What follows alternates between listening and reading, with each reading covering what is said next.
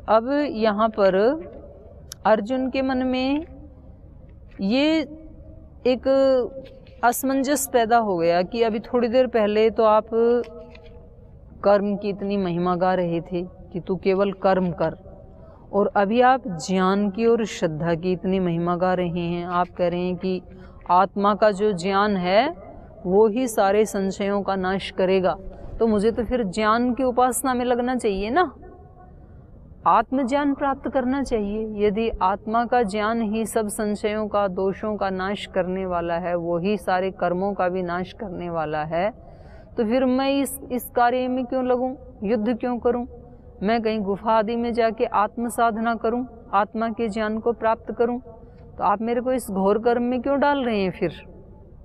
अभी तो कभी तो आप बोल देते हैं कि अपना कर्म करो, केवल स्वधर्म का पालन करो, फिर कभी आप कह देते हैं कि न ही ज्ञानेन सदृशम पवित्रम इह विद्यते, संसार में ज्ञान के समान पवित्र कुछ भी नहीं है, तो ज्ञान की इतनी प्रशंसा करने लगते हैं। तो मेरे को समझ ही नहीं आ रहा मैं क्या करूं। तो ऐसे संशय सबके जीवन में आते हैं ना। तो कभी स्वामी जी बोलते हैं अभी आप लोग पढ़ाई करो, उस क्लास में जाओ, इस क्लास में जाओ, ये सिलेबस करो। फिर कभी बोलते हैं कि केवल ये पढ़ने से नहीं होगा, सेवा में लगो। बोलते क्या करें फिर, सेवा करें कि पढ़ाई करें, या तो फिर सेवा हटा दो हमारी, तो हम पूरी मेहनत इसी में करेंगे फिर ज्ञान की उपलब्धि में, या फिर ये ज्ञान आदि हमारे लिए रहने दो, हम अपने पूर्ण सेवा ही करेंगे। तो एक तो करो, दोनों में क्यों लगा रखा है, रस्साकस्सी हो रही है। तो ऐसे ही अर्जुन के मन में भी आ गया। तो अब ये 5वें अध्याय में उसके बारे में पूछ रहे हैं। अर्जुन ने पूछा, अर्जुन उवाच, अर्जुन ने कहा संन्यासम कर्मणाम, कर्मों का संन्यास। आपने कर्म को छोड़ देने के लिए कहा, अभी अभी ज्ञान का वर्णन कर रहे थे ना, तो यहाँ इसमें 41 नंबर श्लोक में बोला ना, योग संन्यस्त कर्माणम, कर्म योग के द्वारा कर्मों का संन्यास, कर्म संन्यास माने कर्मों को हटा करके, कर्मों का संन्यास करके। तो कहा संन्यासम कर्मणाम, कर्मों का संन्यास माने कर्मों को छोड़ देने के लिए। कृष्ण पुनः योगम च संशसी, और फिर कभी आप योग का मतलब कर्म योग, कभी कर्म संन्यास की बात करते हैं, कभी कर्म योग की बात करते हैं। कभी कहते हैं निष्काम भाव से कर्म योग का पालन करो, कभी कहते हैं कर्म संन्यास, कर्मों को छोड़ो, हटाओ, ज्ञान में स्थित हो जाओ। यत श्रेय एतयो, एतयो तो अब इन दोनों में से, निर्धारण में षष्ठी है यहाँ पर, एतयो यत श्रेय, इन दोनों में से जो श्रेय है, श को छह हो रखा है, तन में एकम ब्रूहि सुनिश्चितम, वो निश्चित रूप से मेरे को एक बता दो, एक रास्ता बताओ। ज्ञान का रास्ता अलग होता है, कर्म योग का रास्ता अलग होता है। तो एक बार आप कहते हैं कि तू कर्म में लग जा, जैसे मैं कह रहा हूँ वैसे कर्म करता जा, युद्ध कर, इनको मार। एक बार आप कहते हैं ज्ञान के जैसा पवित्र कुछ भी नहीं है, आत्मा का जो ज्ञान है वो ही इन संशयों का नाश करेगा। तो कह रहे हैं इन दोनों में से यत श्रेयम, जो श्रेष्ठ है मेरे लिए, जो कल्याणकारी है, तन में सुनिश्चितम ब्रूहि, वो निश्चित रूप से मेरे को बता दो। मेरे को तो पता नहीं मुझे किधर जाना चाहिए, आप हमारे गुरु हैं, तो आप हमें बता दो कि हम क्या करें, निश्चित रूप से एक बता दो, दोनों में मत उलझाओ। तो अब उसका उत्तर दे रहे हैं, संन्यासः कर्मयोगश्च निःश्रेयसौ निःश्रेयस्करौ उभौ तयोस्तु कर्म संन्यासात् कर्मयोगो विशिष्यते। कह रहे हैं देखो अर्जुन, कर्म संन्यास और कर्म योगश्च, कर्म से ऊपर उठ जाना, यह है कर्म संन्यास, माने अकर्म की स्थिति में। अकर्म की स्थिति मतलब कर्म छोड़ देना नहीं, कर्मों में आसक्ति को तोड़ देना, निरासक्त होकर के कर्म करना या निष्काम भाव से कर्म करना। संन्यासः कर्म योगश्च, संन्यास भी और कर्म योग भी दोनों ही, निःश्रेयस करौ उभौ, दोनों ही निःश्रेयस करने वाले हैं, दोनों ही कल्याण करने वाले हैं। संन्यास भी कल्याण करने वाला है और कर्मयोग भी। एक तो सन्यासी होते हैं, एक गृहस्थी होते हैं जो कर्मयोगी हैं, एक सन्यासी हैं जिन्होंने सब छोड़ दिया है। तो कह रहे हैं दोनों ही कल्याण करने वाले हैं। निश्रेयस करऊ उभऊ, दोनों ही निश्रेयस करने वाले हैं।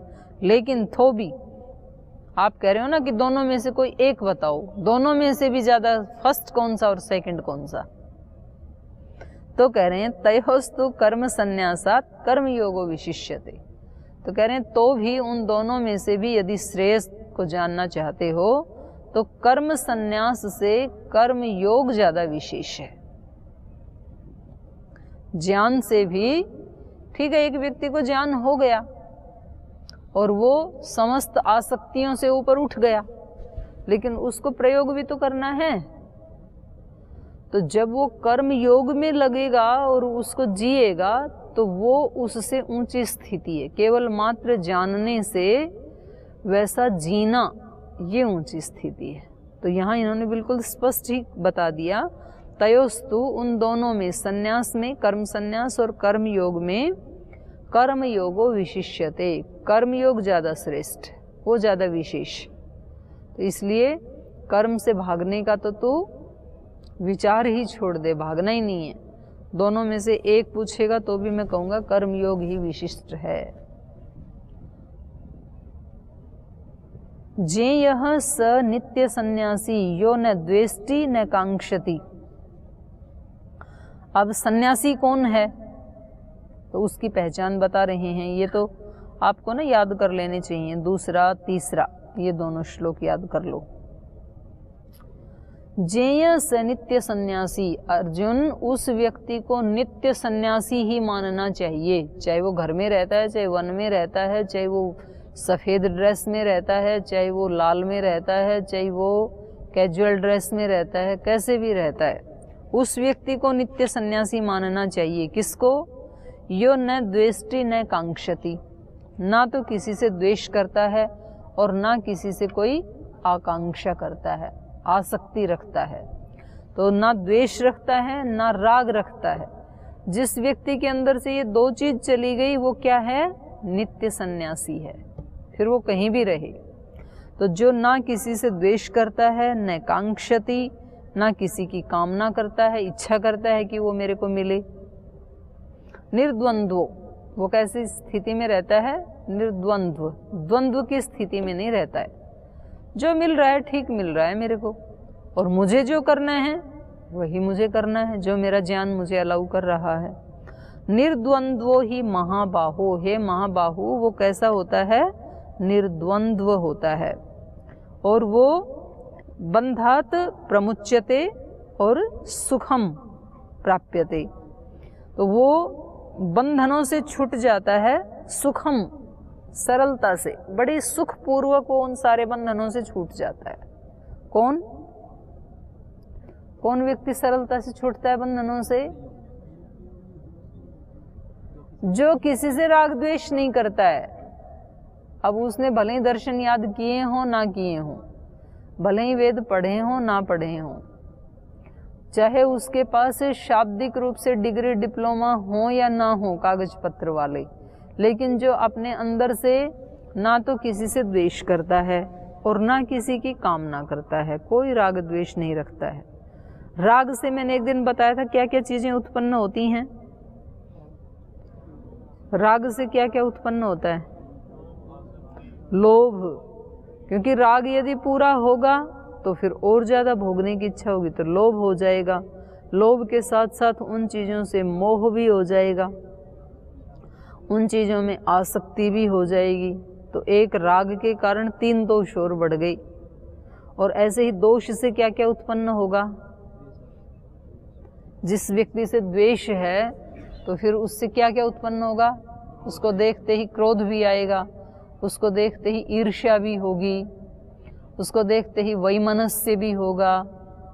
तो ये सारे दोष द्वेष के कारण हो जाएंगे। फिर क्रोध भी होगा, दुख भी होगा, वैमनस्य भी होगा, ईर्ष्या भी होगा, असूया भी होगा। तो जिसमें ये 2 नहीं हैं तो फिर वो जड़ ही नहीं है, तो फल फ्रूट कहाँ से लगेंगे? तो ये सारे राग और द्वेष का ही परिवार है। जितने भी हमारे अंदर दोष हैं, ये इन सब का मूल जो रूट है, मूल जो जड़ है, वो राग और द्वेष ही है। राग मतलब हमारी कामनाएं, जिसको हम चाहते हैं, और द्वेष मतलब जिसको नहीं चाहते हैं। कुछ चीज़ों को चाहते हैं कि वो बनी रहें, कुछ चीज़ों को बिल्कुल नहीं चाहते हैं कि ये होना ही नहीं चाहिए। लेकिन ऐसा तो होता नहीं है। यदि सृष्टि है तो उसमें सर्दी भी आएगी, गर्मी भी आएगी, पतझड़ भी आएगी, सावन भी आएगा। उसको रोक नहीं सकते ना कि केवल सावन सावन होना चाहिए, पतझड़ नहीं आना चाहिए जिसमें पत्ते झड़ जाते हैं। तो केवल दिन दिन रहना चाहिए, रात नहीं होनी चाहिए। जो पुरुषार्थी हैं वो ऐसा सोचते हैं, और जो सोने वाले हैं वो क्या सोचते हैं, रात रात बनी रहे 2-4 महीना तो सोए ही रहे, फिर दिन हो ही ना पढ़ना पड़ेगा, ना उठना पड़ेगा, ना व्यायाम ना प्राणायाम, रात ही रात रहे। ऐसा होता तो नहीं है। तो सब कुछ रहेगा। तो ये जो नित्य सन्यासी है, ये ना तो किसी चीज से द्वेष करता है कि ये नहीं होना चाहिए, ना किसी चीज की कामना करता है कि ऐसा होना चाहिए। ये निर्द्वंद्व स्थिति में रहता है, इसलिए ये बड़ी सरलता से बंधनों से छूट जाता है। बंधनों से छूटने के लिए ज़्यादा पुस्तक पढ़ने की जरूरत नहीं है। बंधनों से छूटने के लिए तो थोड़ा सा भी जो समझ में आया उसको जीने की ज़रूरत है, और थोड़ा सा जो समझ में आया उसको जीने लगते हैं तो और आगे कैसे जीना है वो रास्ता अपने आप खुलता चला जाता है जीवन का। कि कोई जंगल आपको पार करना है और आप यहाँ बैठे बैठे उसकी वो बना रहे हैं, एक रास्ता इधर से निकालेंगे, फिर इधर कुछ ऊंचा नीचा आएगा तो फिर हम इधर यू टर्न ले लेंगे, फिर इधर भी कोई खड्डा सा है, तालाब है, तो वहाँ से फिर रास्ते को ऐसे निकालेंगे। पूरे उस वन का आपने बना लिया है पेपर के ऊपर, तो रास्ता वो वन पार हो गया क्या? वहाँ तो पहुँचे ही नहीं अभी, यहाँ बैठे बैठे पार कर लिया। और जब उसमें घुसे तो वहाँ तब तक तो बारिश आंधी तूफानों में आकर के परिस्थितियां कुछ की कुछ और ही मिली। तो जो घुस गया अब वापस आ नहीं सकता है, तो ये क्या करेगा ये व्यक्ति?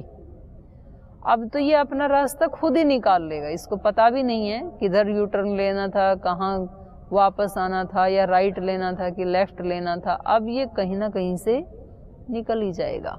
रास्ता पता है तो आसानी से निकल जाएगा, रास्ता नहीं भी पता है तो ये अपना रास्ता बना लेगा। तो जो महापुरुषों ने बताया ये रोड मैप है, उन्होंने बताया ऐसे जाना ऐसे जाना, पर जाना तो पड़ेगा ना। और मान लो किसी को नहीं भी पता ऋषियों के ज्ञान के बारे में, तो भी वो जैसे तैसे गिरता पड़ता ऊंचा नीचा होते होते होते वो बाहर निकल ही जाएगा। पर महत्वपूर्ण तो चलना है, चला नहीं और केवल बैठ के योजना बना रहा है, ये व्यक्ति कहीं नहीं पहुंचने वाला है। जो चल पड़ा उसके साथ उसको रास्ते का भी पता हो तो आसानी से पहुंच जाएगा, लहूलुहान नहीं होगा। नहीं तो झाड़ियां लहूलुहान कर देंगी फिर। तो ये इसलिए ये हमें बता रहे हैं निर्द्वंद्व, वो निर्द्वंद्व की स्थिति में रहता है। मुझे ये शरीर किस लिए मिला है? कर्म करने के लिए मिला है। कौन सा कर्म करने हैं? जो मेरे ज्ञान के अनुसार ठीक है, बस मैं अपने वो काम ठीक करता रहूं। बाकी कौन क्या सोच रहा है, क्या बोल रहा है, क्या भावना रखता है, वो उनका काम है, मेरा नहीं है ना। ये सोचना उनका काम, उनको करने दो। मैं उस द्वंद्व में क्यों रहूं? मेरे बारे में लोग कैसी भावना रखते हैं, क्या बोलते हैं, क्या सोचते हैं, इनको कैसे ठीक करूं, इनके भावों को कैसे चेंज करूं। ज़्यादातर तो व्यक्ति उन्हीं द्वंद्वों में रहता है। वो अपने आप को प्रूव करना चाहता है, जी ये मेरे को ऐसा सोचते हैं, अब मैं इनको कैसे बताऊं कि मैं ऐसा नहीं हूं। भाई जरूरत ही क्या है बताने की? मत बताओ, आप जीते जाओ। आपको जीवन दिया है ना भगवान ने, तो जो आपको समझ में आ रहा है, आपकी आत्मा जिसमें गवाही देती है कि मैं गलत नहीं हूं, बस उसको जीते चले जाओ। आप अपना कर्माशय बनाते ही चले जाओ। अपने इसमें दूसरों के सामने अपने आप को श्रेष्ठ सिद्ध करने में अपना समय और शक्ति क्यों बर्बाद कर रहे हो? और आप करोगे भी तो उनको समझ में आ जाएगा, क्या गारंटी है? क्योंकि उनके अपने संस्कार हैं, उनको वही देखना है जो उनके संस्कार उनको दिखाएंगे। आप जो दिखाना चाहते हैं वो देखेंगे ही नहीं कभी भी। तो हम जीते जाएं। तो ये व्यक्ति कैसे रहता है? निर्द्वंद्व, कोई द्वंद्व नहीं है। मुझे जैसे चलना है वैसे मैं चल रहा हूँ, जैसे चलना चाहिए, मतलब गुरु आज्ञा के अनुसार। इसमें उद्दंडता की बात नहीं है कि जी मेरे को जैसे चलना है मैं तो चलूँगा। जैसे चलना है मतलब गुरु आज्ञानुसार, शास्त्र आज्ञानुसार, आत्म आज्ञानुसार, वेद आज्ञानुसार। उसमें ये इतने प्रमाण हैं। जो वेद कह रहा है वैसे चलना है, गुरु कह रहा है वैसे चलना है, शास्त्र कह रहा वैसे चलना है, मेरी आत्मा कह रही है वैसे चलना है मेरे को। तो फिर ये कैसा रहेगा? निर्द्वंद्व। निर्द्वंद्वो ही महाभाव हो सुखम बंधात प्रमुचम। आसानी से बड़े सुखपूर्वक बंधनों से ये छूट जाता है, ज़्यादा संघर्ष नहीं करना पड़ता है। और दूसरा व्यक्ति बड़ी कठिनाई से निकल पाता है, क्योंकि वो अपना ही एक वो बुन लेता है विचारों का जाल। अब उस जाल से निकलना बड़ा कठिन हो जाता है, अपने ही विचारों के जाल से। फिर आगे बताया सांख्य योगौ पृथक बाला प्रवदंती न पंडिता। सांख्य और योग दो शब्द है ना। सांख्य का मतलब ज्ञान योग, बुद्धि योग, और योग का मतलब कर्म योग। तो कह रहे हैं कि ज्ञान और कर्म को, ज्ञान योग और कर्म योग को जो बालक बुद्धि वाले लोग हैं वो अलग मानते हैं, न पंडिता। पंडित लोग अलग मानते ही नहीं हैं, क्योंकि कर्म योग कब सिद्ध होगा? जब ये व्यक्ति ज्ञानी होगा, तभी तो कर्मों को कैसे करेगा? विकर्म और अकर्म की स्थिति में तभी तो ले जाएगा, निष्काम भाव से तभी तो कर पाएगा जब इसको ज्ञान होगा। और जो ज्ञानी है उसके ज्ञान की समाप्ति कहाँ होगी? कर्म में होगी। वो अपने उसको प्रैक्टिकल भी तो करेगा ना, कि मेरे अंदर इतना बल है तो मैं इसको उठा के देखूं, 5 किलो उठा सकता हूँ कि नहीं उठा सकता हूँ। तो उसका ज्ञान कहाँ समाप्त होगा? कर्म में। तो कह रहे ज्ञान और कर्म तो आपस में एक ही हैं, एक ही सिक्का है। एक ही सिक्के के इस पार्ट को ज्ञान कह दिया, इसको कर्म कह दिया, है तो एक ही ना। तो कह रहे इनको अलग अलग तो जो बालक बुद्धि के लोग हैं वो बोलते हैं। बाला पृथक प्रवदंती न पंडिता। ज्ञानी लोग उसको अलग नहीं मानते, वो तो एक ही मानते हैं। एकमपि आस्थित सम्यक। यदि इन दोनों में से किसी एक में भी सम्यक रूप से स्थित हो जाए व्यक्ति, या तो ज्ञान में ही स्थित हो जाए या तो कर्म में ही स्थित हो जाए, दोनों में से किसी एक में भी स्थित हो जाए, तो उभयोर फलम विन्दते। दोनों के फल को प्राप्त कर लेता है। या तो कर्म में स्थित हो जाए कि मुझे सभी कर्म कैसे करने हैं? ज्ञान पूर्वक करने हैं, श्रद्धा पूर्वक करने हैं, अनासक्ति पूर्वक करने हैं। एक कर्म भी ऐसा ना हो जो अज्ञान युक्त हो, अश्रद्धा से युक्त हो, या आसक्ति या कामना से युक्त हो, उसमें ठहर जाओ। और या तो ज्ञान में ठहर जाए व्यक्ति, एक क्षण के लिए भी वो अपने ज्ञान से नीचे ना उतरे, तो दोनों के फल को प्राप्त कर लेता है। दोनों में से एक में भी जो प्रतिष्ठित हो जाता है। दिक्कत ये है कि जो ज्ञानी लोग हैं वो बातें तो ज्ञान की करते हैं, बड़ी बड़ी बातें करते हैं, लेकिन उनको संसाधन सारे चाहिए। उनको रहने के लिए अच्छे मकान भी चाहिए, खाने के लिए अच्छा भोजन भी चाहिए, अच्छे फल फूल जूस आदि भी चाहिए, सेवा करने के लिए नौकर चाकर भी चाहिए, वो सब चाहिए। और हम बैठ करके केवल पुस्तक पढ़ेंगे और दूसरों को कहेंगे कि ज्ञान ही सबसे श्रेष्ठ है और कर्म निकृष्ट है। तो निकृष्ट है तो फिर इन सब को हटाओ, आप अपने श्रेष्ठता में स्थित रहो, इन सब लोगों को मुक्त करो। तो बोल जिएंगे कैसे फिर? इनको मुक्त किया तो हमारा खाना कौन बनाएगा? हमारे यहाँ सफाई कौन करेगा? तो आपको कमरा भी साफ चाहिए, आपको भोजन भी चाहिए खाने के लिए, तो कोई तो बनाएगा। तो उसके कर्म की निंदा आप कैसे कर सकते हैं? कोई किसान खेती करेगा, सब्जी उगाएगा, अन्न उगाएगा, आपके पास लाएगा, फिर ये व्यक्ति बनाएगा, तब तो आप खाओगे। आप केवल ज्ञान को श्रेष्ठ मानते हैं तो अपने ज्ञान को ही खाओ। अपने ज्ञान को ही फर्श पे बिछाओ, सफाई की क्या जरूरत, अपने ज्ञान को ही ओढ़ो, उसी में संतुष्ट रहो। नहीं बस सब कुछ चाहिए, पेड़ के नीचे बैठो फिर, और पेड़ भी क्यों चाहिए। तो ये हो ही नहीं सकता है, एक तरफा हम नहीं जी सकते हैं, एक तरफा केवल बौद्धिक ज्ञान में नहीं जी सकते हैं, और एक तरफा अज्ञान पूर्वक कर्म करते हुए भी नहीं जी सकते हैं, उसमें सुख नहीं मिल सकता है। तो दोनों का समन्वय बना करके ही जीवन में सुख मिल सकता है। एकम अपि आस्थित सम्यक उभयोर फलम विन्दते, एक में भी यदि ठीक से स्थित हो जाए तो दोनों के फल की उसको प्राप्ति हो जाती है। यत सांख्यै प्राप्यते स्थानम तद योगै अपि गम्यते, कह रहे हैं जो ज्ञान वाले, जो ज्ञानी व्यक्ति जिस स्थान को प्राप्त करते हैं वही स्थान कर्म योगी भी प्राप्त कर लेते हैं, निष्काम कर्म के द्वारा, कर्म योग के द्वारा। इसलिए एकम सांख्यम च योगम च, सांख्य और योग दोनों क्या हैं, एक ही हैं। यह पश्यति स पश्यति, जो इन दोनों को एक ही देखता है वही वास्तव में ठीक ठीक देखता है। बाकी लोगों की दृष्टि कैसी है, एक तरफा दृष्टि है, वो एक पक्ष को देखने वाले हैं, वो अधूरा देख रहे हैं अभी। तो दोनों पक्षों को देखने वाले ही वास्तव में ठीक ठीक देख पा रहे हैं। सिक्के के एक पार्ट को देखा और हमने अनाउंस कर दिया कि सिक्का ऐसा है, तो ये हमारा जो अनाउंसमेंट है ये कैसा है, अधूरा है, क्योंकि दूसरे वाला भाग तो देखा ही नहीं अभी हमने, वो भी तो सिक्के का ही भाग है ना। और दूसरे ने इधर से देखा, उसने अनाउंस कर दिया कि सिक्का तो ऐसा है, जिस पे एक लिखा है वो सिक्का है। दूसरे ने कहा जिस पे भारत माता का चित्र बना हुआ है या तीन शेर का जो वो बनाया हुआ है, वो जो चित्र बना है वो ही एक सिक्का है। तो इन दोनों का ही ज्ञान अधूरा है। पूरा ज्ञान है जिसने दोनों साइड को देखा है, वो पूरा है। आगे चलिए। संन्यासस्तु महाबाहो दुःखम आप्तुम अयोगतः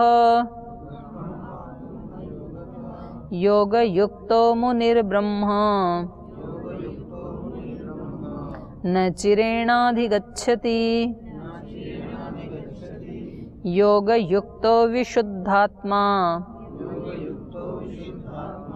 विजितात्मा जितेन्द्रियः सर्वभूतात्मभूतात्मा कुर्वन्नपि न लिप्यते। संन्यासस्तु महाबाहो दुःखम आप्तुम अयोगत। हे महाबाहो, हे अर्जुन, संन्यासः तु, ये जो संन्यास है ये तो दुःखम आप्तुम, बड़े कठिनाई से प्राप्त होता है। जो ज्ञान वाला मार्ग है ना, क्योंकि इसमें सारी की सारी मेहनत खुद को करनी पड़ती है ज्ञानी को, तो इसलिए संन्यासस्तु महाबाहो, हे महाबाहु, ये संन्यास योग अर्थात ज्ञान योग, ये ज्ञान योग तो दुःखम आप्तुम, दुःखम आप्तुम अयोगत। अयोगत माने बिना कर्म योग के, बिना योग के माने बिना कर्म योग के, बिना कर्म योग के केवल जो ज्ञान वाला जो मार्ग है ये तो बड़ी कठिनाई से आगे ले जाने वाला है, बड़ी कठिनाई से ईश्वर की प्राप्ति करवाने वाला है। कर्म योग के बिना केवल मात्र जो ज्ञान वाला मार्ग है वो बड़ी कठिनाई से आप्तुम प्राप्त होता है।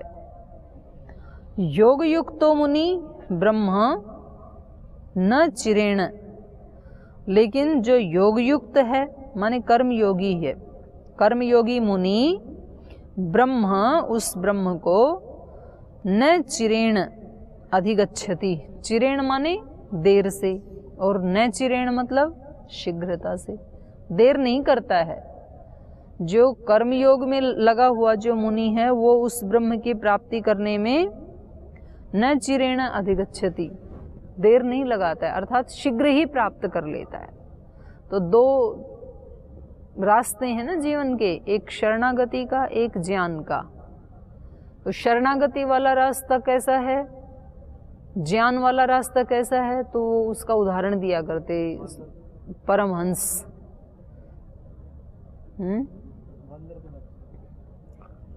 ज्ञान योग वाला है जैसे बंदर पकड़ के रखता है अपनी माँ को, बंदर का बच्चा अपनी माँ को पकड़ के रखता है, तो जिम्मेदारी किसकी है, बच्चे की है, माँ को नहीं पता कहाँ गिरेगा।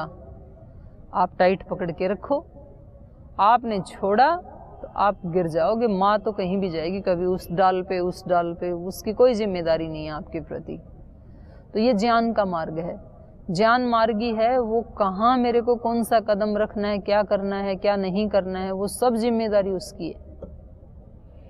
और समर्पण का रास्ता ऐसा है जैसे कि बिल्ली का बच्चा, तो आंख बंद करके ऐसे पड़ा रहता है, तो उसकी माँ उसको गले से पकड़ पकड़ के ले जाती है, उसकी दाढ़ इतनी पैनी है तो भी बच्चे को खून नहीं आता है, पकड़ती है तो ऐसे उससे पकड़ती है युक्ति से। तो कुशलता ही तो है कर्म की। चूहे को पकड़ती है तो उसी दांत से पकड़ती है, लेकिन कैसे पकड़ती है, उसको तो मार ही डालती है बेचारे को। और अपने बच्चे को पकड़ती है तो इतना सॉफ्टली पकड़ती है कि उसको उठा के उसको 7 घर दिखा देती है पहले बिल्ली, कि ये तेरा साम्राज्य है, इधर घूमते रहना और जो भी दूध मलाई मक्खन जो भी मिले खाते रहना, तो उसको दिखा देती है। तो जिम्मेदारी यहाँ माँ की है, वो तो आंख बंद करके ऐसे बैठा है। तो ये समर्पण का मार्ग है। तो सबके अलग अलग संस्कार हैं, कुछ के भक्तिपूर्ण संस्कार हैं तो वो समर्पण के मार्ग को अपनाते हैं, लेकिन समर्पण का मार्ग भी इतना सरल नहीं है जैसा हमें लग रहा है। जिसके जो संस्कार होते हैं उसको वो सरल लगता है। ज्ञान के संस्कार हैं तो उसको लगता है कि भाई ऐसे आंख मूंद के कैसे बैठा जाए, जो ठीक लगेगा वही तो मैं करूँगा, तो मेरे लिए तो ज्ञान वाला ठीक है। अब जिसके भक्ति के संस्कार हैं, बोले भाई क्या ठीक है क्या गलत है, इस झंझट में कौन पड़े, तो हम तो अपने ईश्वर आश्रित रह करके जो वो देगा उसमें संतुष्ट रहेंगे। ये समर्पण का मार्ग है। लेकिन इसमें दिक्कत कहाँ आती है, समर्पण वालों के जीवन में जब कोई प्रतिकूल परिस्थिति आती है तो फिर वो नाराज हो जाते हैं, गुरु से भी नाराज हो जाते हैं, भगवान से भी नाराज हो जाते हैं कि आपने ऐसा क्यों किया, मैंने ऐसा क्या किया था जो आपने मेरे को ये दंड दिया। तो उस समय हमारा समर्पण टूट जाता है। फिर तो समर्पण में क्वेश्चन उठाने की गुंजाइश नहीं है। आप पूछ नहीं सकते हैं ईश्वर से या गुरु से या माता पिता से कि मेरे साथ ऐसा क्यों किया, ये पूछने का हक भक्त को नहीं है, सेवक को नहीं है, समर्पण वाले को नहीं है। समर्पण का मतलब ही ये होता है बिना शर्त का समर्पण, अनकंडीशनल सरेंडर। उसमें कोई कंडीशन नहीं लगा सकते हैं आप। और ज्ञान वाला भी कठिन पड़ता है। ज्ञान वाला कठिन कब पड़ता है, बोल जी अब इसके बारे में हमें कैसे पता, अब ईश्वर ही जाने। तो आपने तो अपनी जिम्मेदारी ली थी, तो आप स्वयं सुलझाओ अपनी समस्या को। तो दोनों ही कठिन पड़ते हैं, ऐसा नहीं है कि, पर देखना ये कि हमारे संस्कारों का आधिक्य किधर है, तो वो ही रास्ता फिर हमें अपनाना चाहिए। एक संघर्ष का है, एक स्वीकार का है। हमारा जो जीवन है उसमें 2 ऑप्शन है हमारे पास, या तो संघर्ष करो, जो परिस्थिति आपको पसंद नहीं है संघर्ष करो और उनको हटाओ अपने जीवन से, या फिर जैसी भी है उसको स्वीकार करो। ये बीच में रोना रोने वाली स्थिति है, ये कहीं नहीं पहुंचाएगी।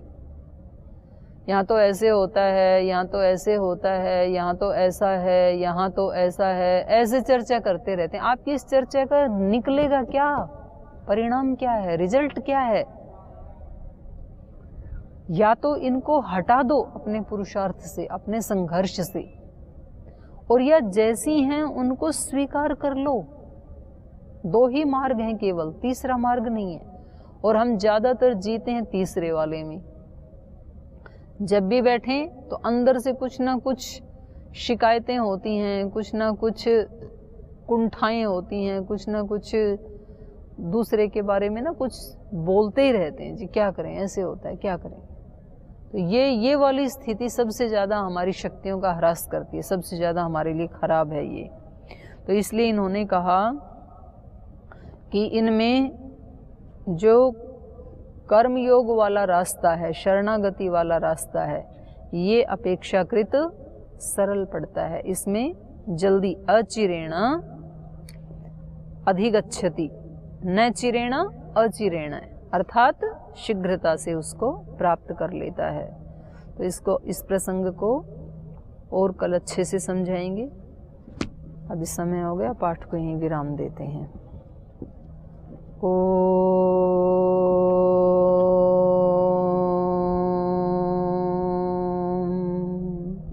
शांति शांति शांति। श्री गुरुभ्यो नमः।